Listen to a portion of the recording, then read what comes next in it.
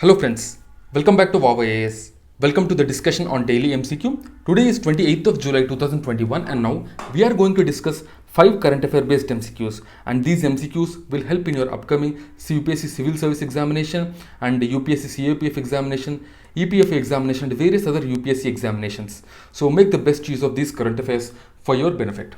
Now let's begin. First, let us discuss the question that was asked yesterday, and yesterday's question was who of the following founded the Atmiya Sabha? So you have to tell about the founder of Atmiya Sabha, and some of you have given the correct answer as well. So yesterday it was Abzur Qureshi, Abhijit and Divya Vasisht who gave the correct answer. Now let's discuss this question.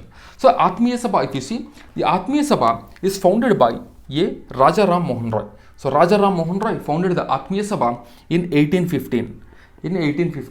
So it was the first reform organization, and the main theme of this Atmiya Sabha is to promote study on Indian philosophy especially. That means basically on the Upanishads is what you can say. On the Upanishads. Okay? So this is what is Atmiya Sabha. And if you talk about Raja Ram Mohan Roy, he is the one who started the Brahmo Samaj in 1828. Brahmo Samaj was also started by Raja Ram Mohan Roy in 1828, which is a social reform organization, and the main theme of this Brahmo Samaj is the Nirgunopasana. So Nirgunopasana means the formless worship of God. Nirgunopasana. Okay? So this is about Brahmo Samaj. And if you see Devendranath Tagore, so Devendranath Tagore actually, you can say he started Tattvabodhini Sabha. Yeah, Devendranath Tagore started Tattvabodhini Sabha, and this was in 1839. And when we talk about Swami Vivekananda started this mutt called Ramakrishna Mutt in 1887 in Belur. Okay, so this is about Ramakrishna Mutt, which is founded by Swami Vivekananda. And if we talk about some other reform organizations, for example, the Young Bengal movement, it was started by Henry Viven Derozio. Next, when we talk about Dharma Samaj, it is Dharma Sabha, and it was started by Radhakant Deb in 1829. You have the Manav Dharma Sabha, which was started by Durgaram and Macharam in 1844. So like that, we have various organizations. Okay? So, and this is also important from the examination point of view, so that's why we have given this question. Now let's begin the discussion. And guys, the questions, all the 5 questions and their solutions are uploaded in the Telegram channel in a PDF format, so do download it and use it wisely for your revision. Now let's begin. The first question. Consider the following statements with respect to Garib Nawaz Employment Scheme. Garib Nawaz Employment Scheme. First one, it aims to provide the short-term job-oriented skill developmental course to minority youth in order to enable them for skill-based employment. Second one, it was launched by the Ministry of Labour and Employment in 2014. You have to choose the correct answer. So the first statement is right. The Garib Nawaz scheme is basically a skill orientation program or skill developmental program for the minorities. So the first statement is right, but the second statement is wrong because this was launched by the Minority Affairs Ministry in 2017. So here one only is the correct answer. So recently the Union Ministry for Minority Affairs has replied in the Parliament that a total of 371 training centers under the Garib Nawaz employment scheme were opened across the country, and this was launched by, as I told already, Minority Affairs Ministry in 2017. You have this foundation called Maulana Azad Educational Foundation, which is an autonomous body under the Minority Affairs Ministry, and this Maulana Azad Educational Foundation will be implementing this Garib Nawaz scheme, and the main aim of this scheme is to provide skill development, so that because of this skill development the minority youth will be able to gain a skill based employment which will give them higher revenue, or you can say higher wages, because the skilled workers will generally get a higher wage. And this scheme is implemented as per common norms of the Ministry of Skill Development and Entrepreneurship through the empaneled program implementation agencies. Right? And also under this program, a monthly stipend for 3 months will be given to the youth who are getting trained, and also post-placement support for about 2 months will be given. Now let's begin the second question. Look at the second question. PDS 70, sometimes seen in the news, is related to PDS 70. A, an agency for the implementation of public policy. B, the orange colored star with roughly the same mass of the sun. C, a loan system of World Bank. And D, a surface to surface nuclear capable ballistic missile. So PDS 70, actually it is B, the orange colored star with roughly the same mass as our sun. This is what is PDS 70. And recently the scientists have spotted a moon forming region around a planet that is beyond our solar system and which is known as PDS-70. And the researchers used Amla Observatory in Chile's Atacama Desert to detect the moon forming region. So remember, Atacama Desert is in Chile, okay, in South America. And they've observed this moon formation around this planet, and they named this planet or this star as PDS-70. And actually it was observed that a disk was formed around this planet, and they are orbiting around this. It is said that this star is actually a 5 million year old, which is like a blink of an eye in cosmic time, and two younger planets are even younger, which are rotating around it. And the PDS-70, if you see, it is a star which is at dynamic stage and it is still acquiring the atmosphere.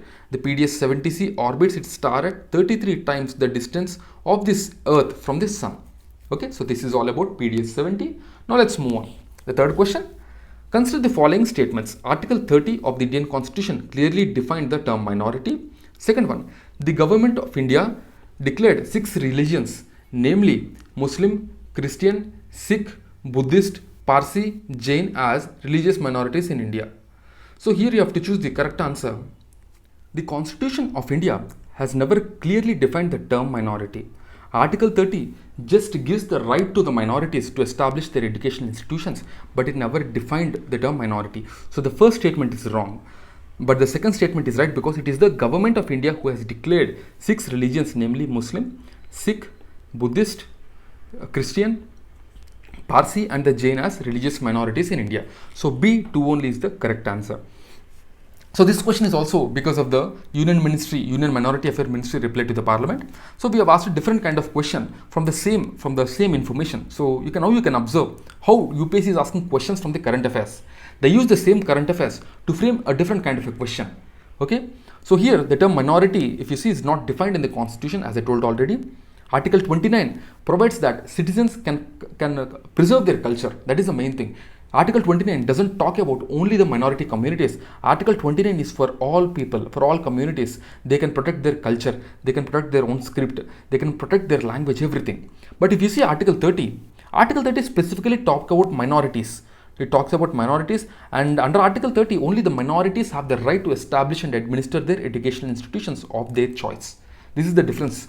Article 30 is only for minorities, but Article 29 is for all. So Article 29 and 30 are combinedly called as the cultural and educational rights under the fundamental rights. And the government of India has declared 6 minority communities like Jains, Parsi, Buddhist, Christian, Sikh and Muslim. So this will be notified by the government. And you have also Article 350B, which say that the 7th Constitutional Amendment Act was inserted in 1956 that provides a special officer for linguistic minorities, and this also will be appointed by the president. So these are the major articles under the minority, which deals with minorities in fact.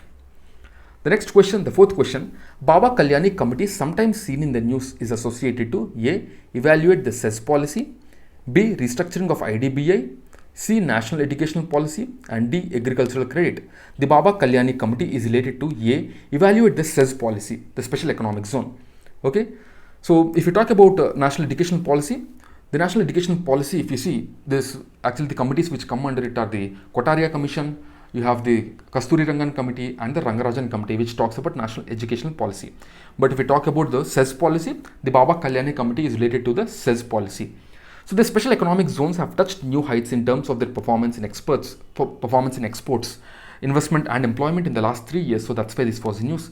Basically, cess is nothing but a special economic zone, which is a territory in a state, in a country especially, which is duty free. That means there are a lot of concessions for the industries which are functioning in this cess, and it has a different business and commercial laws when we compare to other regions in the same state. Okay, and the cesses basically they are created for the better efficiency in the business, better administration of the area, and so that because of all these things, the ease of doing business will increase. And when the ease of doing business increases, what will happen? More and more companies will come and invest, and this will further lead to more socio-economic development as more and more employment will be generated to the people. If you see Asia's first export processing zone, it was established in 1965 at Kandla in Gujarat. Near the Kandla, it was established. But later on, if you can observe what happened to Indian manufacturing industry, this has not taken a takeoff. It is not developed to that extent what we needed to. So that's why now currently we are focusing on developing the CES. Okay, and in 2018 the Baba Kalyani committee was set up so that the Ministry of Commerce and Industry will get some more recommendations to develop the CES or to remove the drawbacks in the existing CES policy.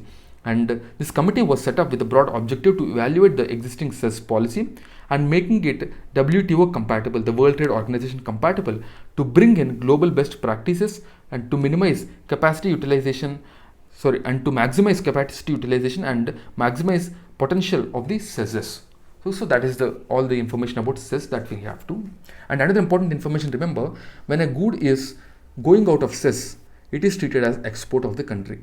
Remember this. When a good is actually sold to other region from the CES in the same country, then this will be treated as a foreign country, in fact.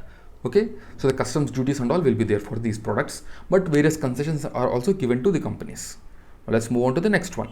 The fifth question: tides occur in the ocean and seas due to which among the following? First one, gravitational force of the sun. Second one, gravitational force of the moon. Third one, centrifugal force of the earth. So here we have to choose the correct answer. A 1 only, B 2 and 3 only, C 1 and 3 only, and D 1, 2 and 3. So this is with regarding to the tides. So if you see tides, basically they are formed due to the gravity. They are formed due to the gravity of sun, moon, as well as the movement of the earth, because the movement of the earth will also have some force on the water, and this causes the tides. Okay, so here if you see, all the three, 1, 2 and 3 are the correct answer. 1, 2 and 3 are the correct answer. Okay, so tides basically are rise and fall of sea level, which is caused by combined effects of the gravitational forces exerted by the moon and the sun and the rotation of the earth. An object traveling in circle behaves as if it is experiencing an outward force, and this outward force is known as the centrifugal force, as you might have studied in your physics. Okay, and the sea water basically experiences this outside force due to rotation of the earth. The moon and the sun's gravity tries to pull everything from the earth, and because of this pull also we will observe the tides rising. Okay, so the gravity of sun and moon will have an effect on the will have an effect on the tides. So generally in each day we have 2 high tides and 2 low tides. This is because of the moon. This is because of the moon, you can say. Okay, and the ocean is constantly moving from high tide to low tide and then back to high tide, and this occurs at the interval of 12 or 25 minutes between 2 high tides or 2 low tides, you can say. Right, so this is all the information about tides. Now let's look at the question of the day. And the question of the day is: first decisive military success of English East India Company in India is marked by A. Battle of Buxar, B. Battle of Plassey, C. Battle of Vandevish, and D. Battle of Chilianwala. Okay, so tomorrow we will discuss this question. In the meantime, do give your answer in the comment box. Okay, so that's it guys for the day. And before I leave, a small information regarding our initiatives. The Vision Prelims Test Series Summary, Vision Monthly Magazine Summary, Vision Mains Test Series Summary, and Vision PT 365 summaries are available with us. Do check our Telegram channel for more information on these summaries, so that you gain maximum out of these booklets. Okay, so that's it guys for the day. I'll see you again tomorrow with 5 more MCQs. Till then, keep studying and stay tuned. Jai Hind.